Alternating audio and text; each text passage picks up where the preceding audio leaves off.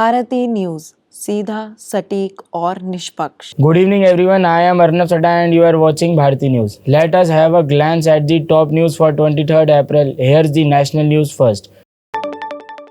Delhi Chief Minister Arvind Kejriwal was given insulin in Tihar jail for the first time after ED arrest, AAP sources said on Tuesday. Kejriwal's sugar level was continuously getting high and his sugar had gone up to 320, claimed AAP sources.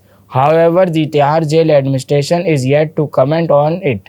Meanwhile, the AAP leader took to X and shared information regarding the insulin given to Kejriwal, who is loaded in jail number 2.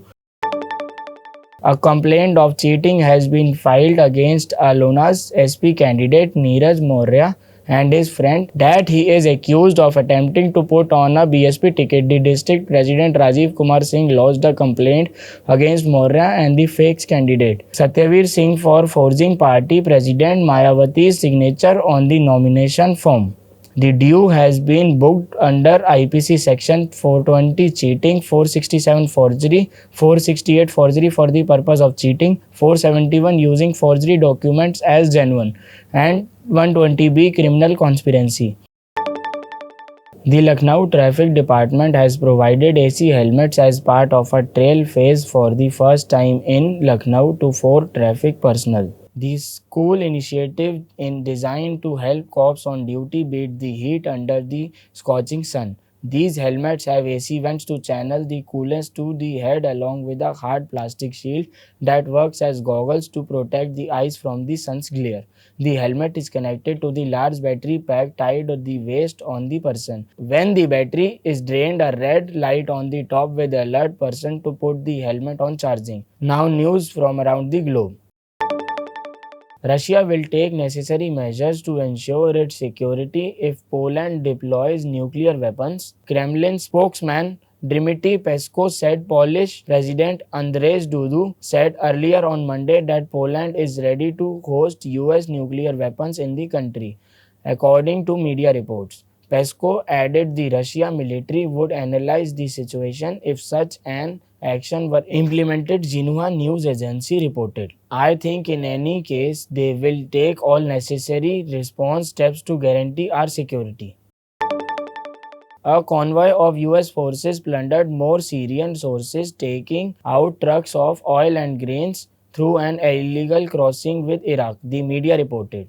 According to the state news agency SANA reported related on Monday 69 vehicles including 45 tankers with oil and 24 trucks with wheat were observed exiting the illegal Al Malmudia crossing on their way to Iraq. The resources were looted from northeastern Syria's Al-Hasqasan province and it is believed that the convoy's destination in US based in northern Iraq, said the report. Civilian sources in the countryside of Al-Hasqasan near the Iraqi border said that US forces have intensified operations to loot and plunder Syrian resources from areas under their control in the provinces. Now heading on to the business news.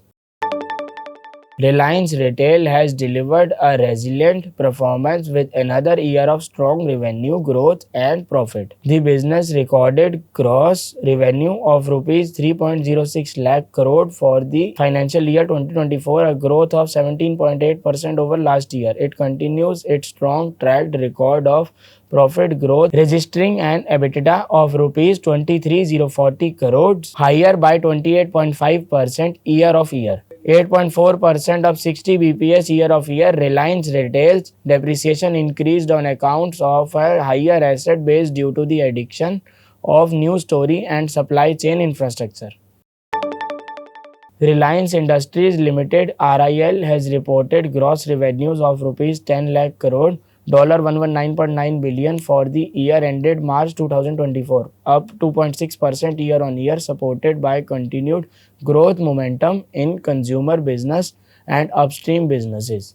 Revenue for Jio platform increased by 11.7% year-of-year, led by robust subscriber growth of 42.4 million across mobility and homes and benefit of mix improvement in ARPU. Revenue for Reliance Retail grew up 17.8% year-over-year with strong growth across all consumption baskets, gross area addition of 15.6 billion square feet and record footfalls of over 1 billion. Now coming on to the last segment, that is sports news. Saurav Ganguly, the former Indian skipper currently serving as director of cricket at Delhi Capitals, thinks that captain Rohit Sharma and talismanic batter Virat Kohli should open the batting in the Men's T20 World Cup, to be held from 1st June in West Indies and USA. Rohit had been declared as India's captain for the mega event by BCCI Secretary Jay Shah at Rajkot in February, but who opens the batting alongside him in the question? Kohli is currently the leading run getter in IPL 2020-24. Amazing 379 runs in 8 innings as an opener for the Royal Challengers Bengaluru. Diksha Dagar produced another stellar finish for a round of 3 under 70 to finish third place finished in Joburg Ladies Open Golf Championship. Diksha, who started the final day in tied 50 place, carded 3 under 70 on part 73 Fontaine Golf Club and totaled 9 under 283 to finish in tied third alongside Spaniard Luna Sobron Games. Diksha's round were 73, 71, 69, 70. This was Diksha's best finish of the 2020-24 session and her third top 10 finish.